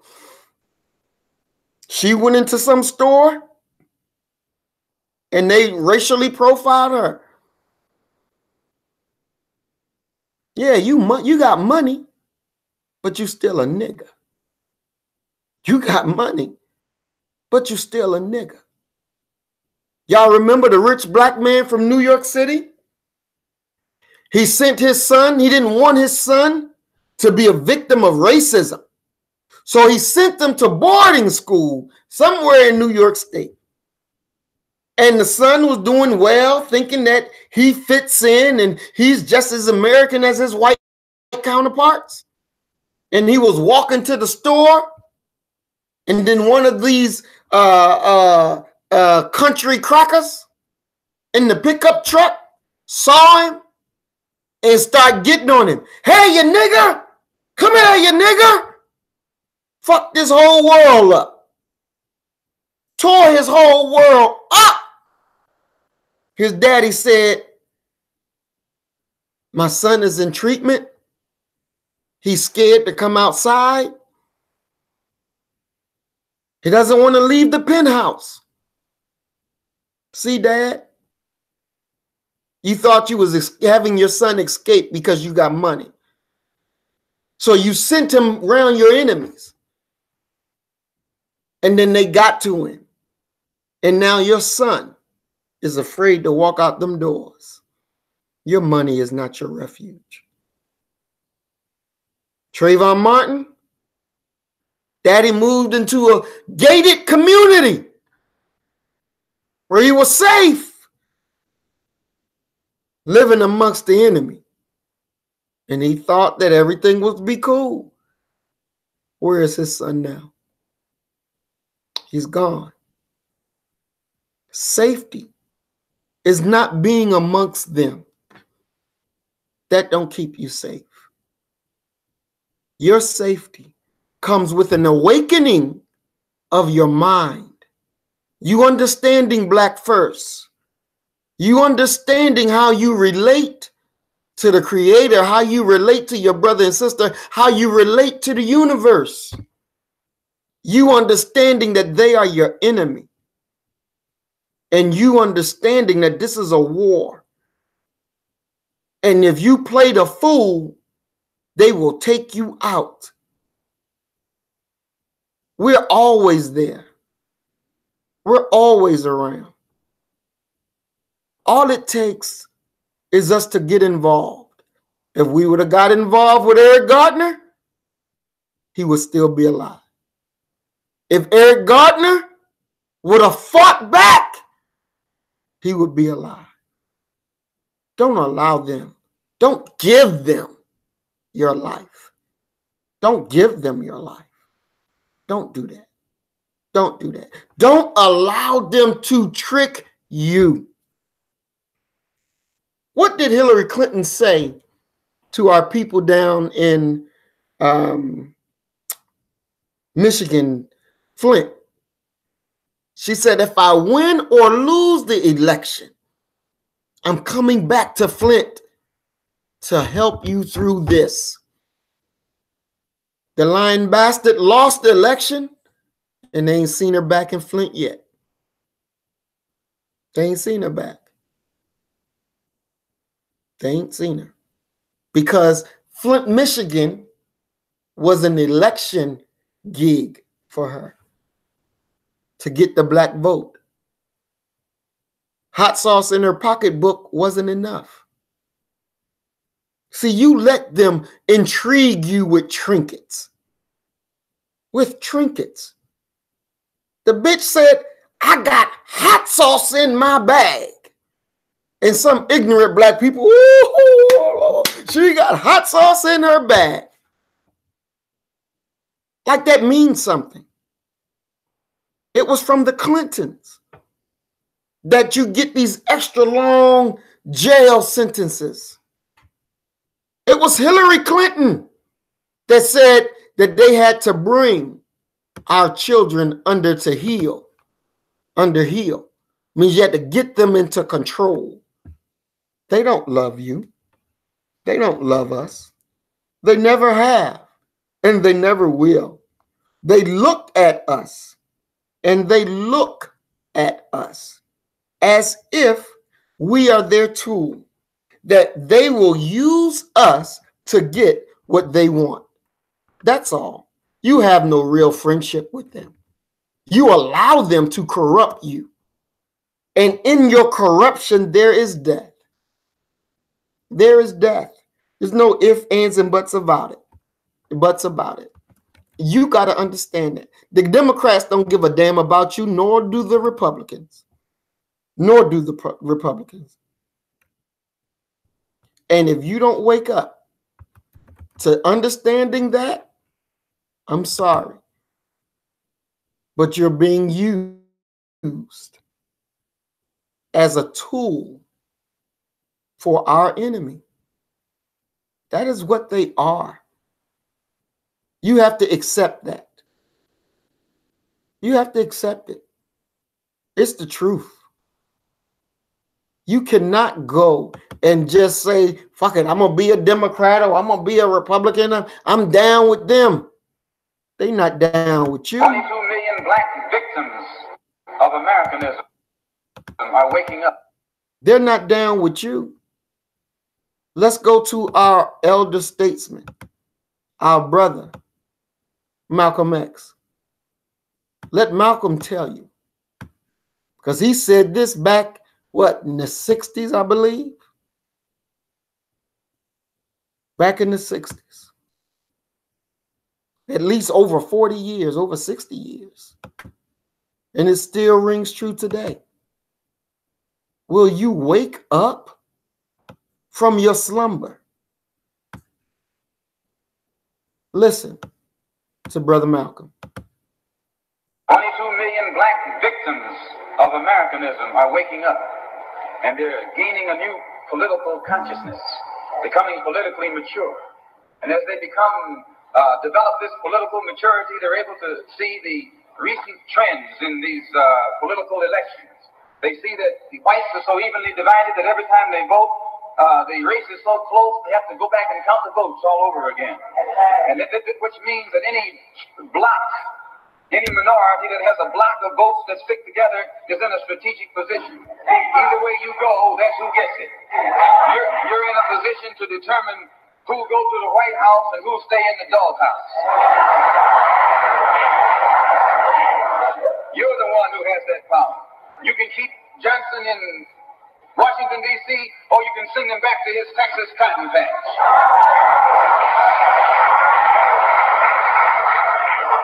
You're the one who sent Kennedy to Washington. You're the one who put the present Democratic administration in Washington, D.C. The whites were evenly divided. It was the fact that you threw 80% of your votes behind the Democrats that put the Democrats in the White House. When you see this, you can see that the Negro vote is the key factor.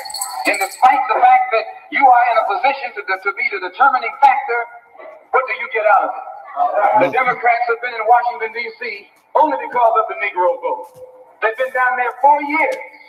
And all other legislation they wanted to bring up, they brought it up and gotten it out of the way, and now they bring up you. And now they bring up you. You put them first and they put you last. Because you're a chump.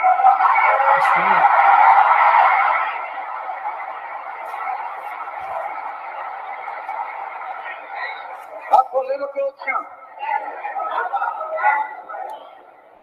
In Washington, D.C., in the House of Representatives, there are 257 who are Democrats. Only 177 are Republicans. In the Senate, there are 67 Democrats.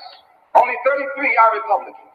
The party that you backed controls 2/3 of the House of Representatives and the Senate, and still they can't keep their promise to you because you're a chump.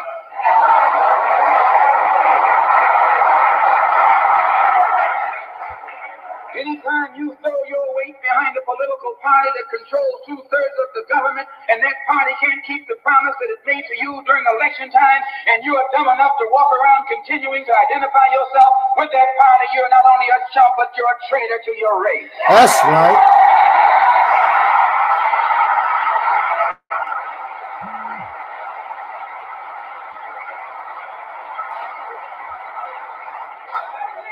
And what kind of alibi do they come up with? They try and pass the buck to the Dixiecrats. Now, back during the days when you were blind, deaf, and dumb, ignorant, politically immature, naturally you went along with that. But today, as your eyes come open and you develop political maturity, you're able to see and think for yourself. And you can see that a Dixiecrat is nothing but a Democrat in disguise. You look at the structure of the government that controls this country. It's controlled by 16 senatorial committees and 20 congressional committees. Of the 16 senatorial committees that run the government, 10 of them are in the hands of Southern segregationists. Of the 20 congressional committees that run the government, 12 of them are in the hands of Southern segregationists. As you heard Malcolm X say, you are a traitor to your race. You continue to vote for people who get in power and they don't do a damn thing for you. You are a traitor. He said, you a chump. And he said, you are a traitor to your race to continue put people in office that don't do a damn thing for you. That's why we are black first. We're not white first. Fuck them. We got to do what's right for us. Because if we don't do what's right for us, ain't nobody else going to do it. We got to think about us. Don't allow them to manipulate you.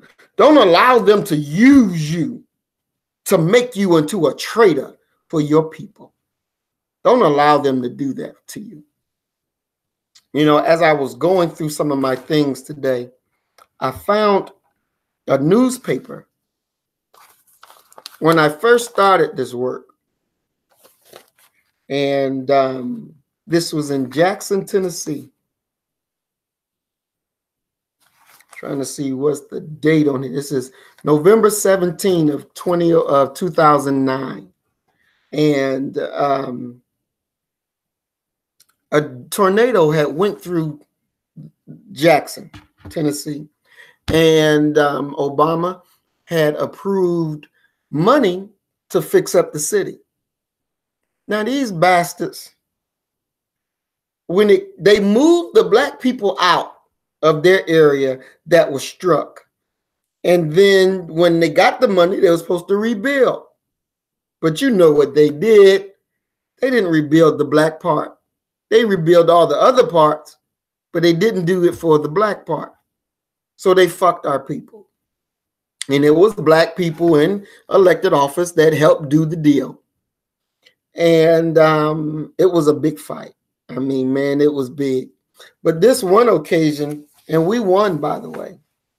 And I don't know if you can see this, but where am I? Here, I'm right here, sitting down, listening, right? Because they got to huddle up. And then after I got tired of listening to the foolishness, then I stood up. And you see me right here, standing up, and I laid into their ass. I swear to God, I laid into their ass. And here I was talking to the black ones who did not do right. And I laid in their ass. And then a few weeks later, at the big city council meeting, the whole council, and everybody was coming up to speak. I came up and I laid into their ass. I swear to God, I laid into their ass. And after I was finished, I had black people, our people were coming from everywhere. You would have thought, God damn, that it was something important going on, that they came and, you know, shook my hand and thanked me for saying what I said and leading the way that I did, because we won. We won. We beat their asses so bad, the governor of Tennessee came down and do ribbon cutting and all that.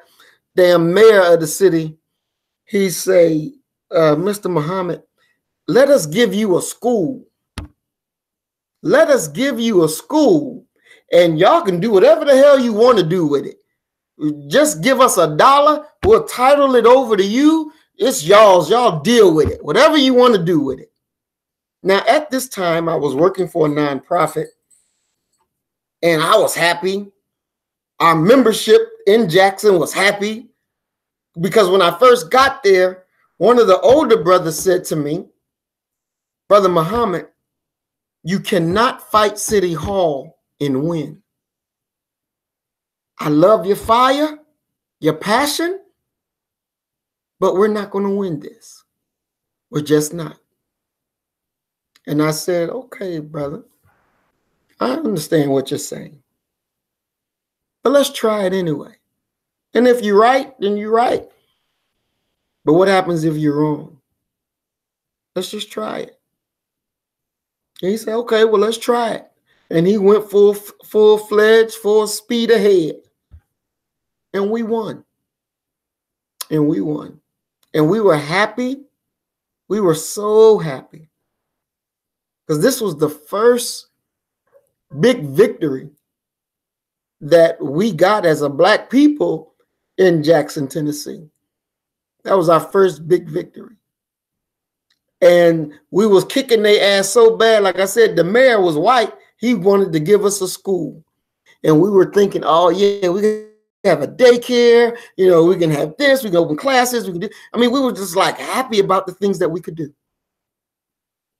And I had to take the idea back to, or the offer back to the headquarters, which was in which was in Knoxville, Tennessee. And they told us no, we couldn't accept the school. And I was hurt, man. And I'm like, what do you mean we can't accept the school? We won. This is our victory. This is our spoils of war. And they were like, well, we don't want to be responsible for maintaining a school. We don't want to be responsible for maintaining the building and the grass get cut and this, that, and the other thing. La, la, la, la, la. And this is white folks defining for us after we fought. They didn't fight. We did the fighting. But it was them deciding what we could do and what we couldn't. That hurt me. To have to come back to a Black base and say, because the white masters said we can't take it, we got to turn it down. And to see the hurt in our people's faces that we couldn't accept it. That was the beginning and the end for me. Because I knew that we can't be free having any cracker over us. Liberal, conservative, independent, we'll never be free with them over us. Separation is our only answer. And when I had to deliver that message to our people in that group and to see their smiles go away, the light in their eyes go away, because a cracker said, we can't accept it. We don't need to be in their organizations. We have to build our own. Their organizations don't speak for us. They use our issues to make money off of us. When they hired me in, they had got a grant. I think it was $300,000 to hire me in. I only got paid $33,000. But that organization got 300,000. And I only got 33 of that. They use my talent to make their name big. Because after that victory, their name was everywhere. But what did we get? Handcuffed. That's what we got. We got handcuffed. And they went to killing our spirit by saying, no, you can't have what you've earned. So we now, with our mature eyes, have to understand the time and what must be done. That's why the initiative, our organization, we're building a new reality. And we need you to be a part of this new reality. Because we have to do everything that we can for ourselves. We have to. And when we build it, the enemy gonna come to try to kill us off like they have always done. But we will put them in body bags and send them away. We will take no prisoners because we don't believe in that. What you look to give to us, I promise you, we will give to you. You know why we are successful? Because it's our time now. It's just that simple. It's our time. Break the shackles off. Break the handcuffs off and fight for your right, for your life. Stop being a traitor to your people. Accept your own and be yourself. You are not an American. You are a victim of Americanism. That is the reality that they made for us. Don't let Kamala Harris trick you like President Obama tricked us. Because I voted for him the first time. The second go around, I told him he can go to hell. But the first time I voted for him. I remember when he was running the first time and his campaign reached out to me in Tennessee and wanted me to be a part of it. And I was doing it. My children was happy. You know, I'm being in webinars with people from the campaign and my children standing around looking and seeing. And then a brother came to me one day and I was talking to him right before I had accepted the official position. And I was telling him, and I was like, yeah, they're going to give me a budget and all this. And he said, brother, do you believe that that way is a way to produce freedom for us? I said, no, sir, I don't believe that. He said, then why would you lead your people to that way? I was like, wow, you're right. I said, I didn't even think about it like that. I didn't even think about it like that. So I had to tell them, no, I cannot accept your offer. But that's why it's always good to have good advisors, good brothers and sisters, to whisper or yell in your ear, hey, this is not consistent with who you are. This is not consistent with what you believe. Now, if I'd have led our people that way, and he lost the state of Tennessee, he didn't win it. And I led our people to say, vote for Obama and this, that, and the other thing, and we got nothing out of it, then our people wouldn't be able to trust me because I sold them that same bullshit lie. So I'm thankful that I did not do that. I'm thankful for that brother helping his brother because I got lost. I got lost.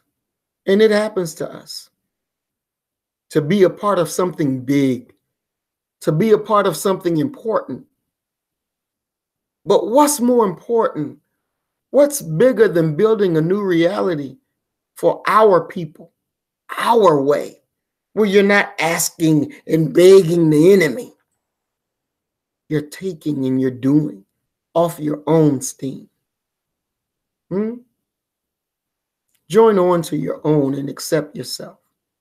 Join on with us. Send us the email at thefreedominitiative2019@gmail.com and join on to your own. In the subject line, put application, because we are building a new reality and we will protect what we built. We have learned from the past.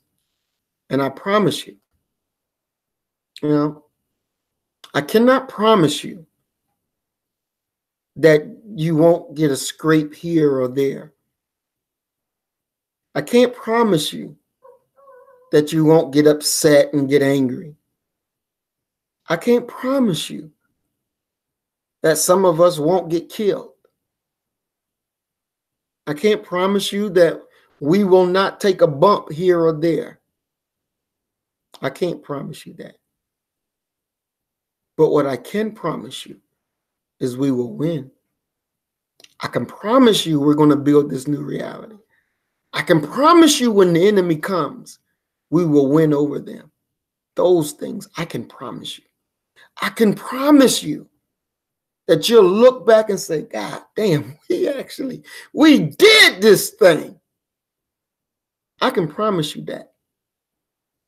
That I can promise you. But we're going to struggle. But we'll win. We'll succeed in the end. I love you all. I only have one life to give.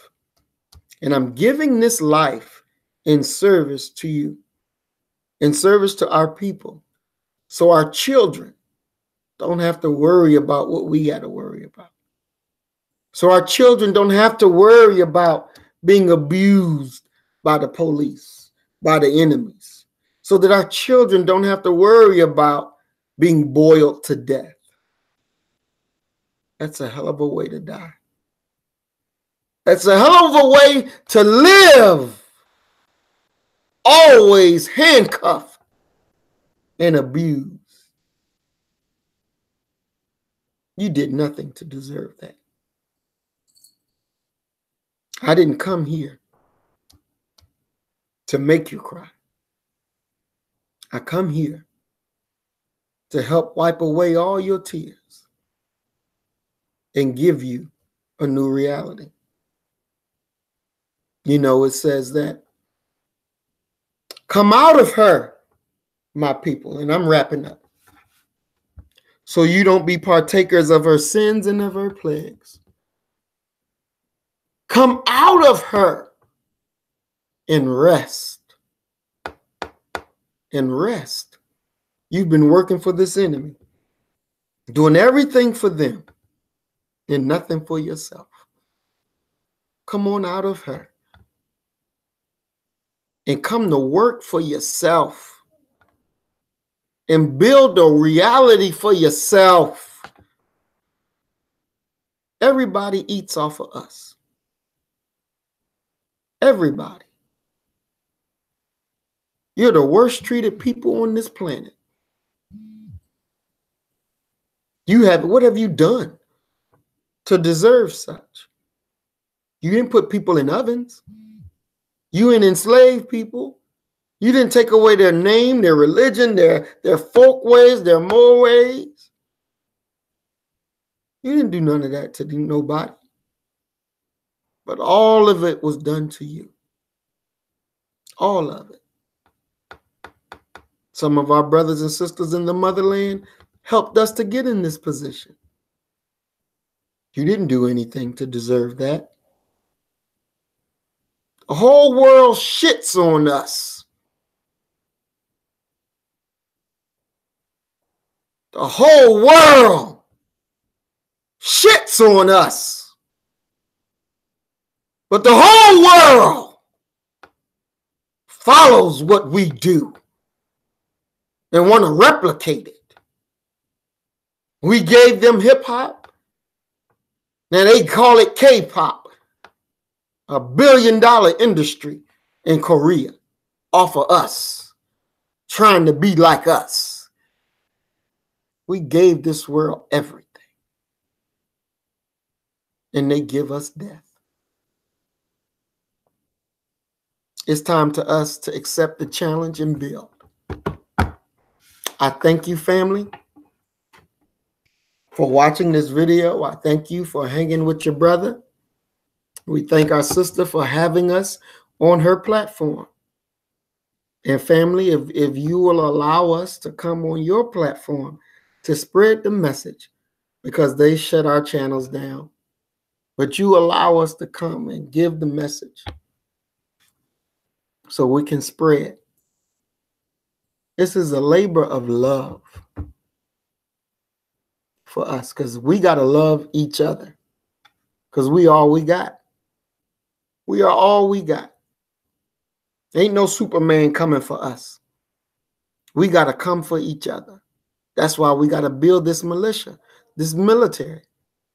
So when you in trouble and the enemy coming for you, and the enemy got you, you ain't got to say, let me call the police on the police. Let me call the initiative and get them here. So we will be there. And we will make sure everything goes right. You can trust and believe that. This is our time now. This is what time has dictated. It's the separation of the two nations. It's our time. I love you, family. Thank you for listening as I greet you in peace. Assalamu alaikum, shalom, peace and blessings. And thank you. And please like, subscribe to this channel, because we'll be back on our sister channel again. So you can always stay in tune with the updates and join your brother, because we got work to do. Love y'all. Peace and blessings.